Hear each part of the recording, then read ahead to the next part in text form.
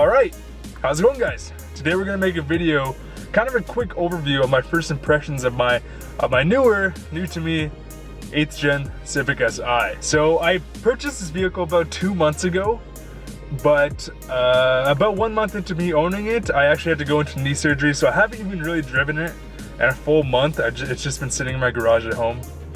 So today, we're gonna drive for the first time in a very long time and kind of go over like my first impressions and maybe do I like it compared to my WRX. I'm actually gonna make a separate video about like comparing the Civic to my WRX and like my thoughts on like each vehicle type of thing.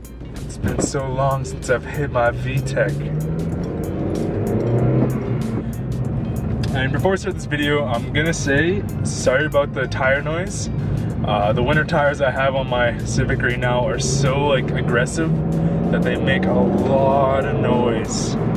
So I apologize for that. I cannot wait to get a wheel setup going. And if you guys have any like recommendations for wheel setups, definitely tell me down below. One of my first impressions of the Civic SI, the first moment I test drove it, and I just knew it was gonna be an ongoing problem that can be fixed, but for the time being, it's a very expensive fix, which is the Honda Civic rev hang. This car has a very brutal rev hang, way worse than any of the other cars I've had before, including like my WRX did have rev hang, but compared to my WRX, this car is night and day rev hang. And I've never experienced this amount of rev hang before, even on my Cobalt SS and my other Hondas. I didn't even have rev hang, really. Like, not to the extent where I really notice it. I know my Cobalt had rev hang, but not as bad as this.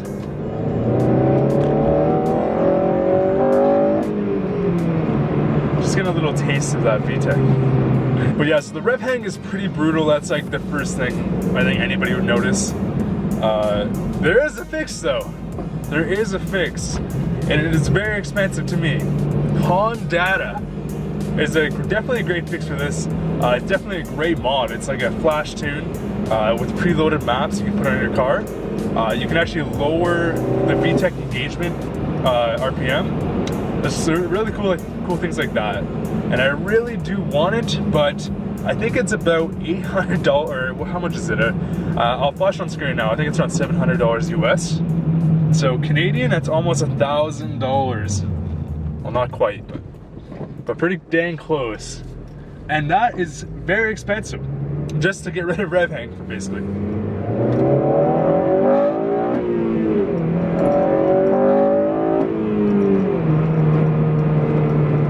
Woo! My other impression of this car is you just go, it feels like you're going way faster than you actually are. That to me is a really big benefit. I'd rather be in a car that feels like I'm going faster than I actually am than in a really fast car that feels like I'm going slow. I don't know why I have that kind of mentality, which is kind of why I really like want to buy an FRS or a Miata one day, like, because those are like the epitome of those types of cars. They're feel fast cars. But all Hondas just in general are kind of like feel fast cars, to be honest. So another impression I've gotten is this car is just super fun to drive. Like, I honestly have no complaints. For the price I paid, for the price you can pick up a used 8th gen SI, and the reliability they have, and just like the fun factor is just amazing. This car is just a blast to drive. Super fun to hit that VTEC every once in a while. And not only that, if you don't want to hit VTEC, you can drive this car like a regular Civic and just get unreal gas mileage. I get like, if I'm on the highway and I'm just hypermiling, I can get like 750 kilometers in a tank, which is a lot more than any other car I've gotten, and also gas decently cheap. This car does have a very great 6-speed manual. I know it does have some synchro problems eventually, and like popping in and out, but so far I have no grinds or anything, and this transmission is amazing. Still not completely used to the 6-speed. Sometimes I catch myself on the highway in 5th gear, and I'm like, why am my RPM so high? I'm in 5th gear. And it's because it's 6-speed, and I'm stupid. Another thing that I just love about this car, which is honestly way better than my WRX, way better than honestly any car you can buy in this generation, like sporty cars, sporty coupe. is just the layout of the dash. Amazing, unbeatable in my opinion. Just super driver oriented. You can see your speed up top, your RPMs right in the middle, and everything's like LED, and it just looks great, especially driving at night. It just looks awesome. It's a really good touch. It makes it feel like it makes it feel like the car's way nicer than it actually is. I actually bought like a rubber mat to put my camera on. It's like a stick mat, so hopefully it holds my camera in pretty well. I also ordered a mic to like weave out a mic and a dead cat to weave out all the wind noise. But of course, what I always do, so I'm in university and I don't live at home with my parents. But my Amazon account thinks I still do. So every single time I place an order, I just don't think about it. And I actually ordered to my parents' house. And it's super frustrating because every time I order, I have to wait weeks until I go back home. And it's really annoying. Honestly, one thing that's really underrated about this car is like the intake noise. I really like it. It makes a really good like grunt. I'm not the biggest fan of the exhaust tone. Well, the stock exhaust tone is actually fine. The stock exhaust tone is fine. But when you go into like aftermarket and you put on like those Farcan exhausts, not the biggest fan of the exhaust tone there, but for the stock exhaust and the stock intake noise, it's really great. I really like the grunt.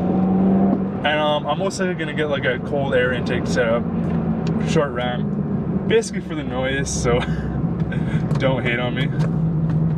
I like the noise of good intake. I had a full AEM cold air intake on my Honda Prelude and it sounded really good, and I'm super excited to get an intake system on this car.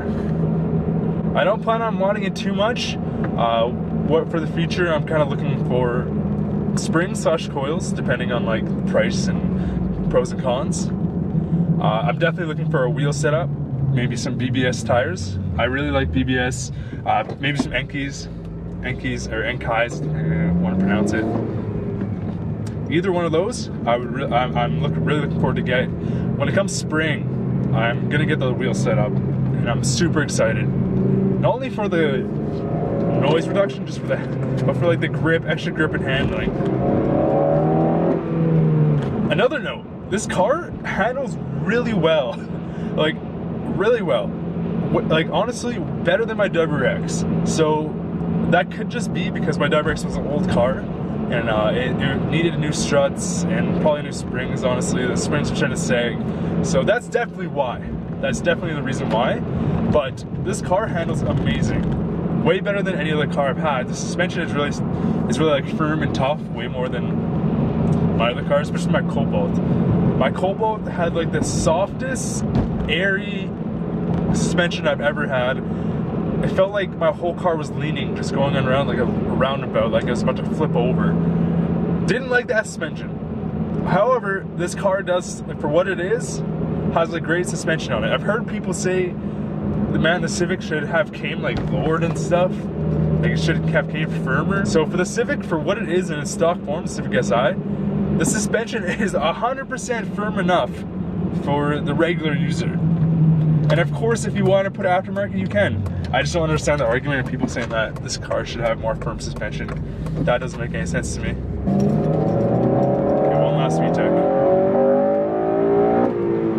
So one other thing I really like about this car is it also has a shift light. So that's really cool. I haven't had a car that has had that. And it actually works really well. Sometimes I catch myself going too fast, and I get that extra reminder. But that's basically it, guys. I thought I'd just make a little video for an update on this car. Modding will start soon. I'm not sure what I will do with it yet, but it'll start soon. But for now, let's go get some Timmies and get a grub on. Hello, yeah. 1 second, please. Thank you.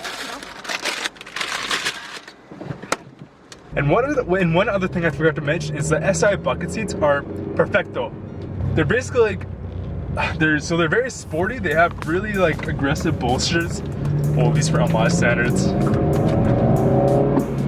They hold you in very well, and I'm kind of a bigger guy, so they hold me in too well.